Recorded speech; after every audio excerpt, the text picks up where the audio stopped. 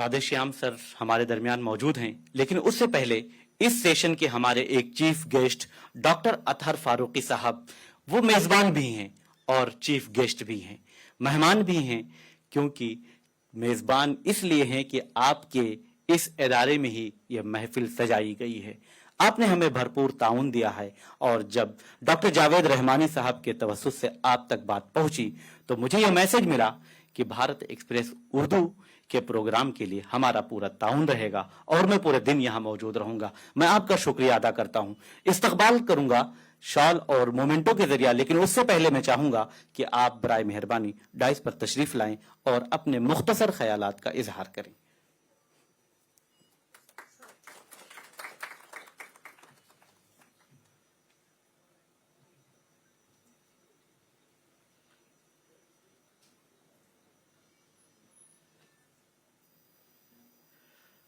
मौजूद हज़रात व ख़वातीन,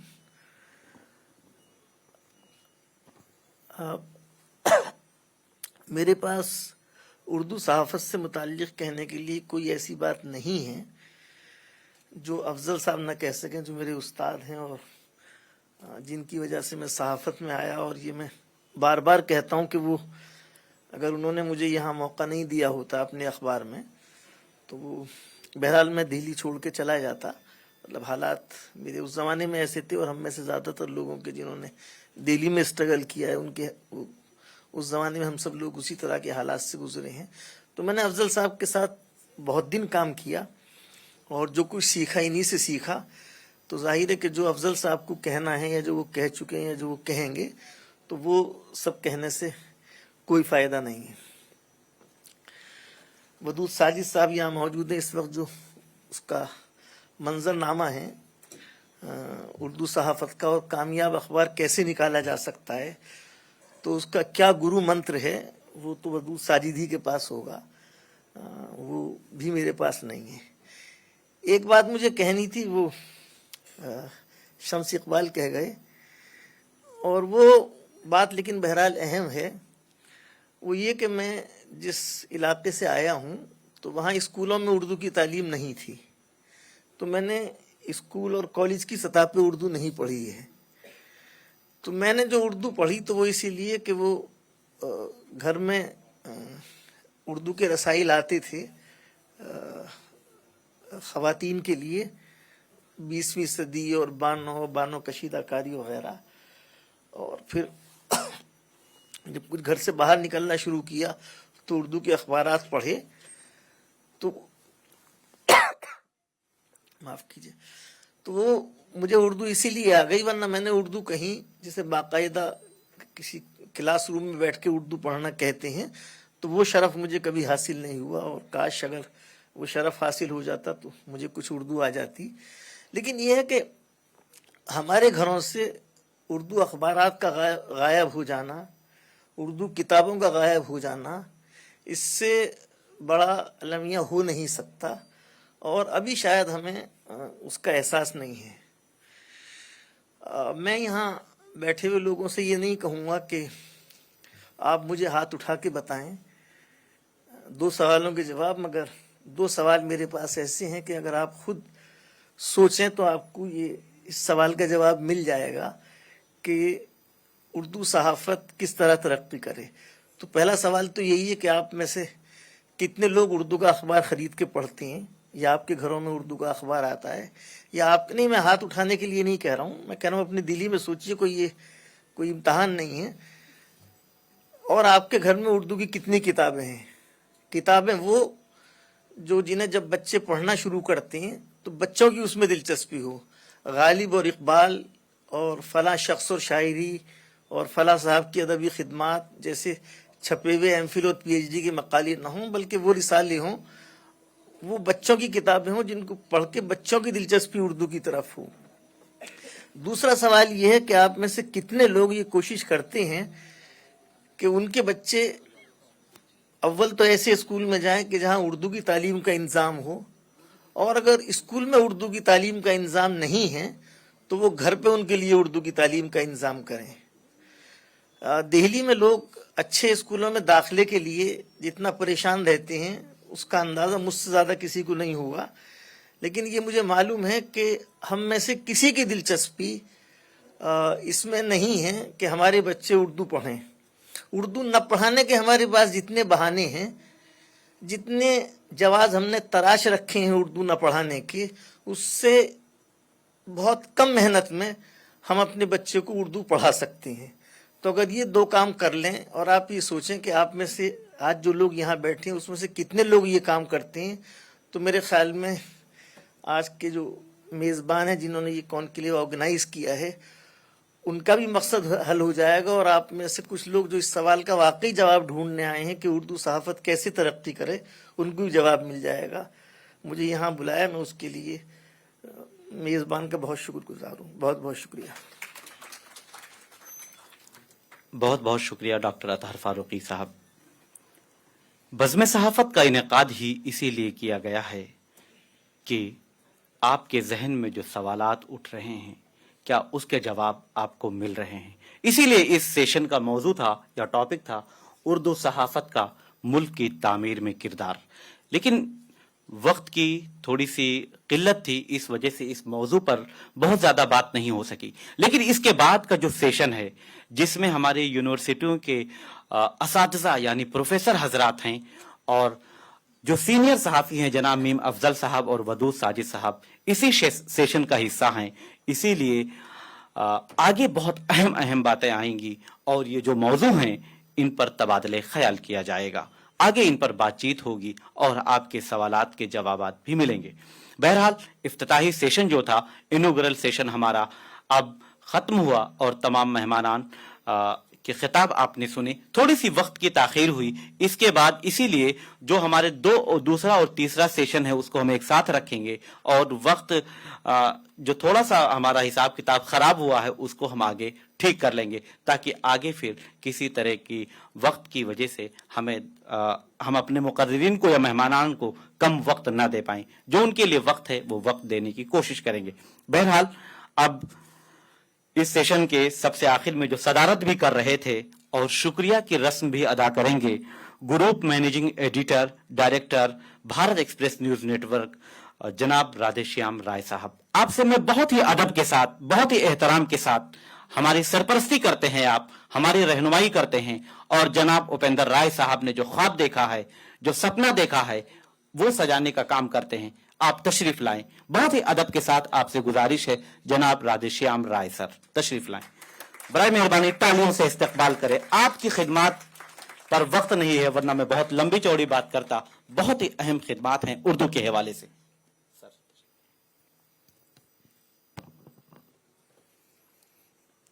منچ پر موجود تمام وریشٹھ گण، اس آڈیٹوریم میں موجود پترکاریتا کے تمام چھاتر، اسٹوڈینٹس، دوستوں، آج کا جو کارکرم ہے اس میں شرکت کرتے ہوئے میں اپنے آپ کو خوش نصیب مان رہا ہوں، کیونکہ ہمارے گروؤں نے، ہمارے پروفیسرز نے جواہر لال نہرو وشو ودیالیہ میں داخلے کے سمے ہی بتا دیا تھا کہ ہندی اور اردو دو الگ الگ بھاشائیں نہیں ہیں، بہت قریبی رشتہ ہے ان کا، اور اس لیے ایک ہی سینٹر میں، سینٹر آف انڈین لینگویجز میں ہی یہ دونوں بھاشائیں پڑھائی گئیں. تو ہم ہندی اور اردو آج ساتھ ساتھ پڑھے. ہندی والوں کو اردو سیکھنا ضروری تھا، اردو والوں کو ہندی سیکھنا ضروری تھا. ہم نے بھی اردو سیکھنے کی کوشش کی، لیکن پوری طرح سے کامیاب نہیں ہو سکا. تو فی الحال یہی سوچ کر کے اپنے آپ کو سنتوش کر لیتا ہوں کہ وہ کہتے ہیں نا کہ اردو زبان آتے آتے آتی ہے، لیکن شاید اتنی کوشش نہیں کر پایا. پترکاریتا کو لے کر کے بہت سارے سوال لوگوں کے من میں ہے. لوگ کہہ رہے ہیں کہ فورتھ پلر جو ہے اتنا مضبوط نہیں ہے. پترکاریتا میں فریڈم آف اسپیچ کا جو ایک ڈیٹا نکالا جائے تو اس میں پتہ نہیں 100 کتنے نمبر پہ ہیں. دیکھیے، بھارت ایک بہت بڑا دیش ہے، بہت ہی شاندار ملک ہے، اور یہ کہنے میں کوئی گریز نہیں ہے کہ جتنی آزادی ہم لوگوں کو اپنے وچار رکھنے کی اس ملک میں ہے، بہت جگہوں پر نہیں ہے. امریکہ ایک بہت طاقتور ملک ہے، لیکن وہاں پترکاریتا کی دردشا آج نہیں، بہت پہلے ہو چکی ہے. یہ جو یلو جرنلزم کی بات ہم کرتے ہیں، آرسن ویلس نے آج سے کئی دشکوں پہلے ایک فلم بنائی تھی سٹیزن کین. اگر آپ اس فلم کو دیکھیں گے تو آپ کو پتہ لگے گا کہ ستا بدلنے کے لیے یا ایک کہیے تو سرکاریں بدلنے کے لیے کس طرح سے پترکاریتا نے اپنا کیا کیا رخ اختیار کیا، کیا کیا پینترے اپنائے. ہمارے دیش میں ابھی ویسی خراب استھتی نہیں ہے. پترکاروں کو بہت موقع یہاں ملتے ہیں، بہت شاندار کام ہو رہا ہے ہمارے دیش میں.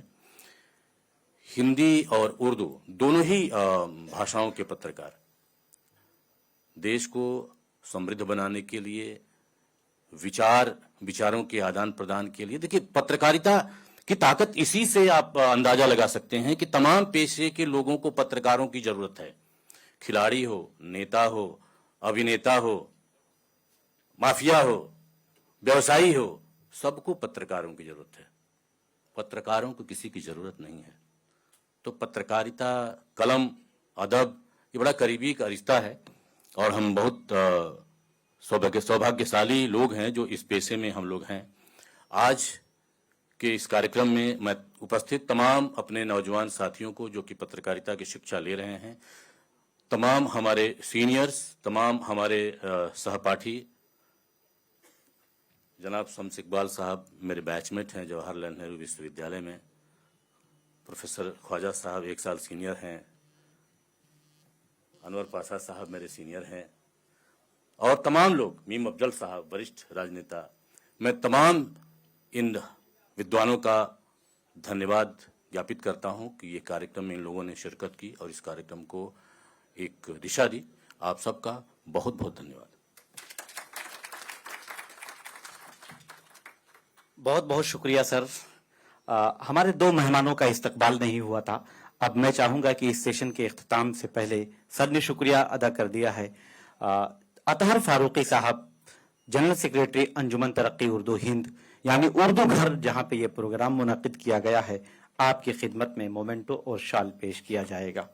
اس کے بعد بہت ہی سوشل میڈیا پر خاص طور پہ آپ ایک نام دیکھتے ہیں، جناب ودود ساجد صاحب کا، ایڈیٹر روزنامہ انقلاب نارتھ انڈیا، نئی دلی.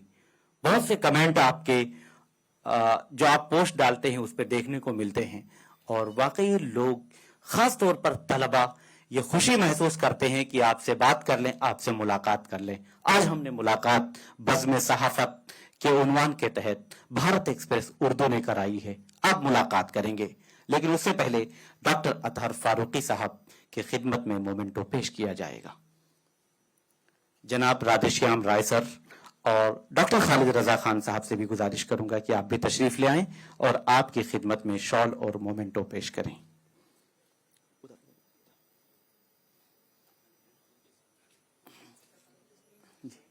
جناب اطہر فاروقی صاحب.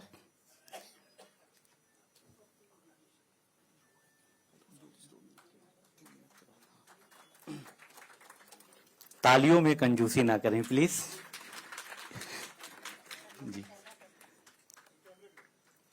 جناب ودود ساجد صاحب، ایڈیٹر انقلاب، آپ کا استقبال کیا جائے گا. اور اسی دوران جناب معصوم مراد آبادی صاحب، ایڈیٹر جدید خبر روزنامہ جدید خبر، آپ بھی اگلے سیشن کا حصہ ہیں، آپ کا استقبال کیا جائے گا.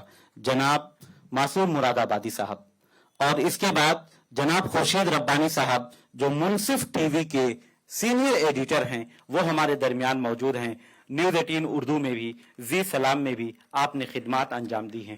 ٹی وی کا ایک جانا پہچانا نام ہے، آپ کا بھی استقبال کیا جائے گا.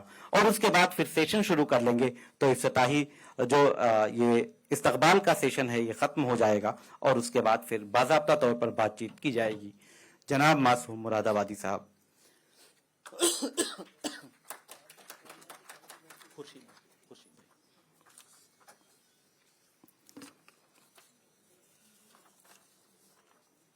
بہت شکریہ سر. سنجے اسنیہی سر سے بھی گزارش کروں گا کہ آپ بھی آ جائیں سر کے ساتھ. اور جناب خورشید ربانی صاحب جو ہمارے بہت ہی اہم مہمان ہیں اور اس سیشن میں آپ سے کھل کر بات چیت کریں گے، بہت سارے خیالات آپ کے سامنے آئیں گے. منصف ٹی وی کے سینئر ایڈیٹر جناب خورشید ربانی صاحب.